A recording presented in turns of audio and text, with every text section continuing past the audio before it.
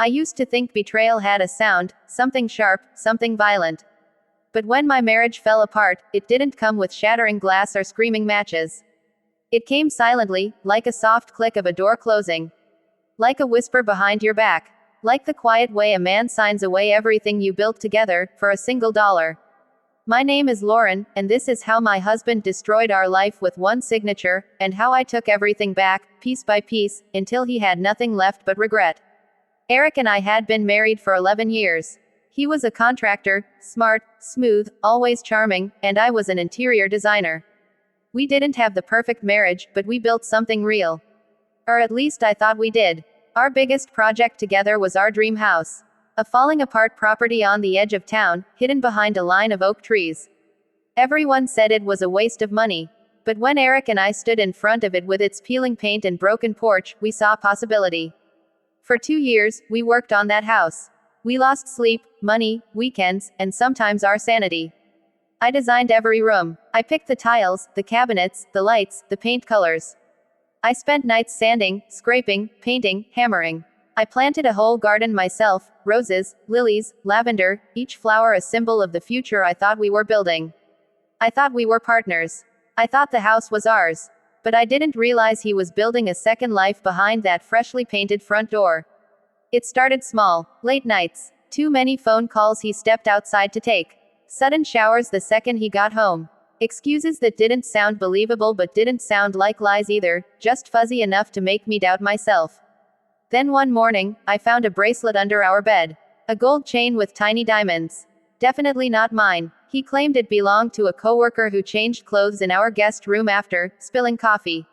He said it so casually that for a moment, I questioned my own sanity. But the truth eventually shows itself, even if you try to bury it under excuses.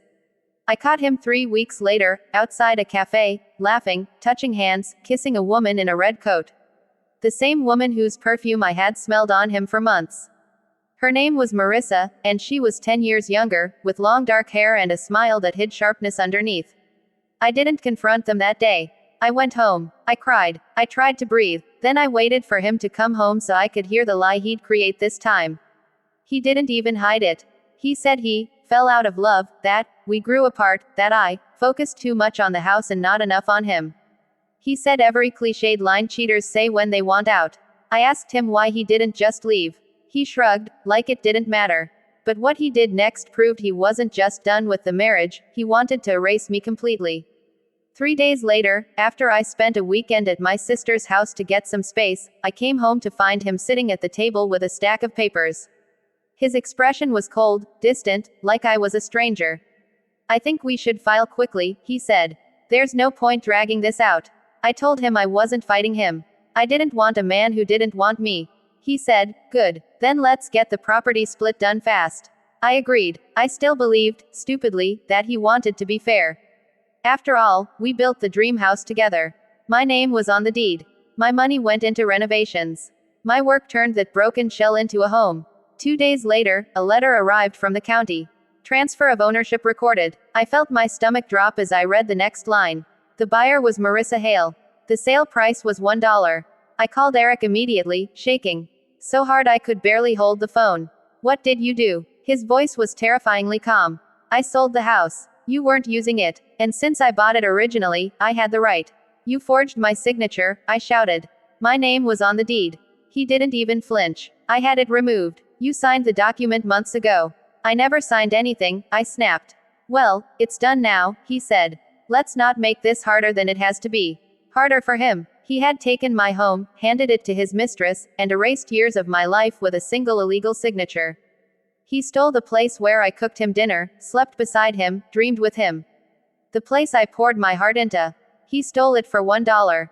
The number gutted me. Not $100,000. Not $10,000. Not even $100. Just $1. That was my worth to him. One filthy, humiliating dollar.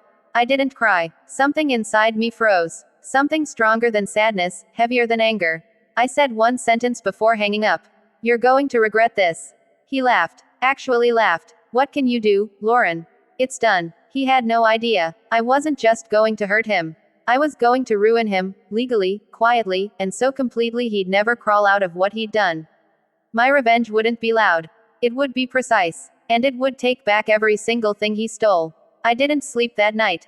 I sat on the cold kitchen floor with the county letter in one hand and my phone in the other, feeling something inside me harden into steel. Eric thought he had won. He thought I would cry, accept the loss, move out quietly, and let him play house with his mistress inside the home I built. He didn't understand the kind of woman I had become after 11 years of surviving him. By morning, I had a plan. The first thing I did was make an appointment with the real estate lawyer who handled our initial purchase. His name was John Marks, a quiet older man with white hair and the kind of calm confidence that makes you trust him instantly. I placed the forged deed on his desk, and he looked at it for a long time. Then he exhaled and said, "Lauren, your husband committed 3 felonies." I blinked. 3. He counted them on his fingers. Forgery of your signature. Fraudulent transfer of joint marital property. Sale of real estate below taxable value without spousal consent. It felt like air returning to my lungs after being underwater too long. "So, I can get my house back?" I asked. A slow smile spread on his face. "My dear, you're not just getting the house back. You're going to own him when this is over." Those words lit a fire in me. We filed a temporary injunction within 48 hours, legally blocking Marissa from making any changes to the property. No renovations, no occupancy changes, no renting. Nothing. But I didn't tell Eric. Not yet. Instead, I let him think everything was going smoothly. That weekend, he posted pictures online, him and Marissa having wine in the living room I designed. She had moved in. She wore his shirts. She was posing in my kitchen like she owned it. She didn't. Legally, she didn't even own the dirt under her feet. But the real revenge wasn't the injunction. That was only the beginning. John asked me a question that changed everything. "Do you have proof of his infidelity?" "Oh," I said, "I have more than proof. I had photos, screenshots, messages, receipts. I had the bracelet I found under the bed. I had the video of them kissing outside the cafe. I had everything." John's eyebrows rose. "Then let's talk divorce." That's when he explained the most devastating part. In our state, because Eric used marital assets to support an affair, the court could classify everything he spent on Marissa as theft from the marriage. Every hotel, every dinner, every gift, every trip, and worst of all for him, every dollar he spent renovating the house after he illegally transferred it. "It doesn't matter that he sold the property," John said. "The money still came from your marriage." My heart raced. "So what does that mean?" "It means," he said, leaning back, "he's financially responsible for compensating you for half of everything he spent, not the value of the item, but double the value due to fraudulent intention. Double. Not half. Not equal. Double. Every $200 dinner was now $400 he owed me. Every $2,000 weekend getaway was $4,000. Every grocery bill, every bouquet, every piece of jewelry, multiplied by 2. I wasn't just getting revenge. I was about to walk out of the marriage with more than the house. I was about to take everything. But the moment that truly sealed his fate came a week later, when John uncovered something even bigger. Eric had not only sold our house to Marissa for $1, he had co-signed for a large personal loan under her name. A loan she never intended to pay. The loan was tied to the dream house as collateral. But because the transfer was illegal, the bank considered Eric the primary responsible party. He didn't know yet, but soon, he would owe the bank nearly $90,000. And I would make sure he found out in the most painful way possible. The day I decided to confront him, I didn't go alone. John advised me to bring a sheriff's officer to serve the divorce papers and injunction at the same time. They agreed to meet me there.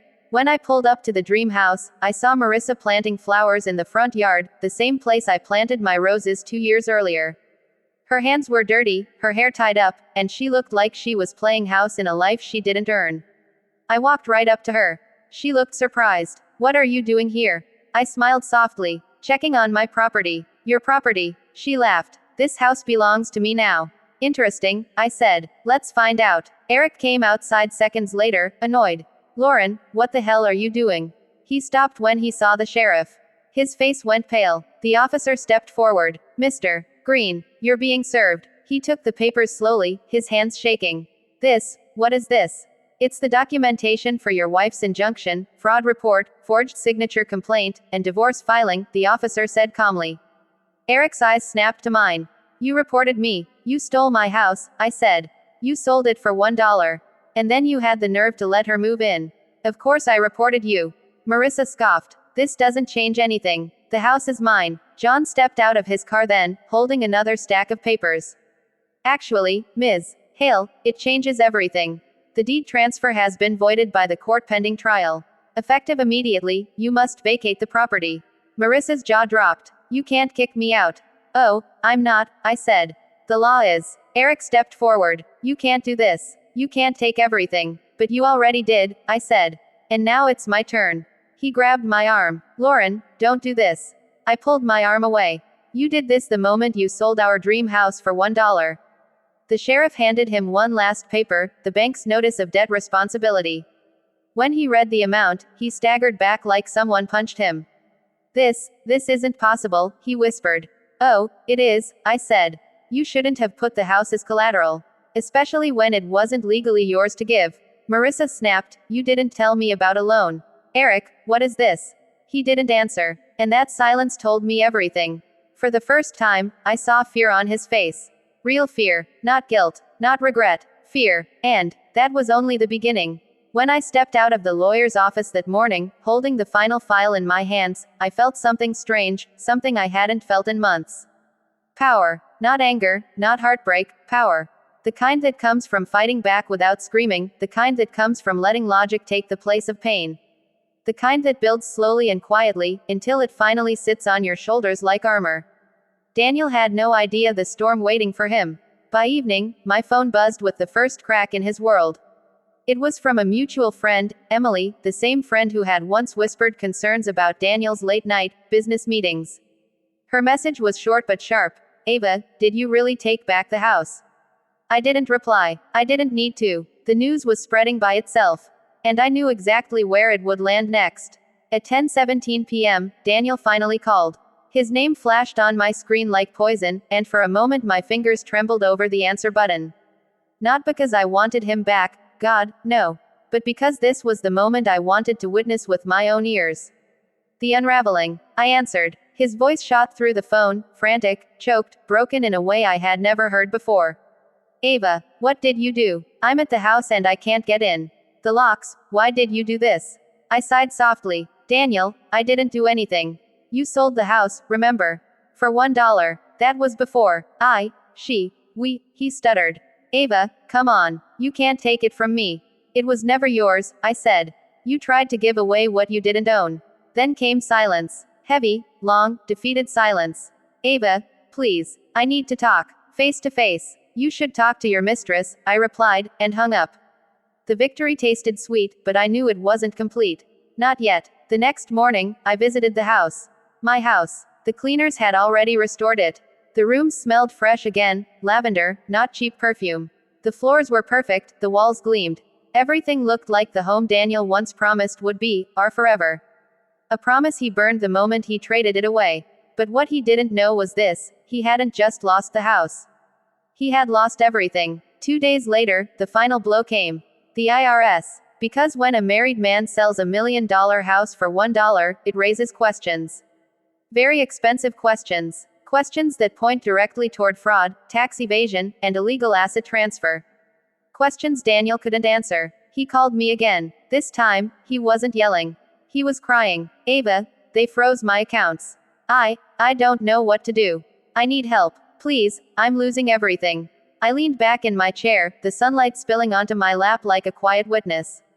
Daniel, when you sold our house to your mistress, you pushed me out of your life. I'm not your wife anymore. I'm not your support. I'm not your backup plan. I'm not your forgiveness. A small, broken sound came through the phone. I made a mistake. No, I said softly. You made a choice. Now you're living it. And I hung up. I didn't block him, not yet. Some stories deserve to be heard as they fall apart. Over the next week, the pieces of him kept dropping into my messages. Photos of the mistress leaving him. Screenshots of his job suspending him. Updates about the government investigating him.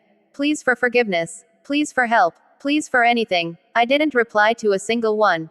Instead, I rebuilt my life. I threw myself into my architecture career, taking projects I had once been too afraid to accept. My confidence grew. My work grew. My life grew. And slowly, the ache inside me faded. But I wasn't done with him. Not quite. One last final piece of revenge remained. The charity gala. Every year, Daniel's company hosted a massive event, expensive suits, glittering chandeliers, people pretending to be kinder than they were. Daniel loved those events. Loved being admired, loved being praised, loved being seen. It was his world. It was also the same event he had taken her to last year, while I stayed home believing he was on a business dinner. This year, I attended. Alone. Stronger. I wore a black silk gown that fit like victory and walked through the door like a woman who finally remembered her worth. Conversations paused. Eyes turned. And then, whispers began. Isn't that Ava? I heard she took the house back. I heard she destroyed him. I heard she's rising in her field. Every whisper was a crown. Then Daniel entered. He looked empty, thinner, tired, like someone who hadn't slept well in weeks. His suit didn't fit right, his eyes were hollow, and he didn't have the mistress on his arm. He spotted me instantly. Our eyes met. For a moment, he froze. Then he walked toward me slowly, like a man approaching the last piece of dignity he hoped he still had. Ava, you look beautiful, he said, voice trembling. Thank you, I replied. I'm so sorry. For everything. I ruined us, and I know it. But, can we talk? Maybe over coffee. Just talk. I looked at him for a long moment, not with anger, not with hurt, but with a calmness I had earned. Daniel, I said, you didn't just break our marriage. You broke the woman in it. And I had to rebuild myself without you. His throat tightened. I don't want to lose you. You already did. And with one final breath, I turned away from him. Not dramatically, not cruelly, just finally. I walked toward the balcony, where the evening air was soft and clean. I stood there quietly, watching the lights of the city shimmer like pieces of a life waiting for me to step into it. Inside, I could feel Daniel's eyes on me, his regret, his desperation, his realization that he had traded a dream for a disaster.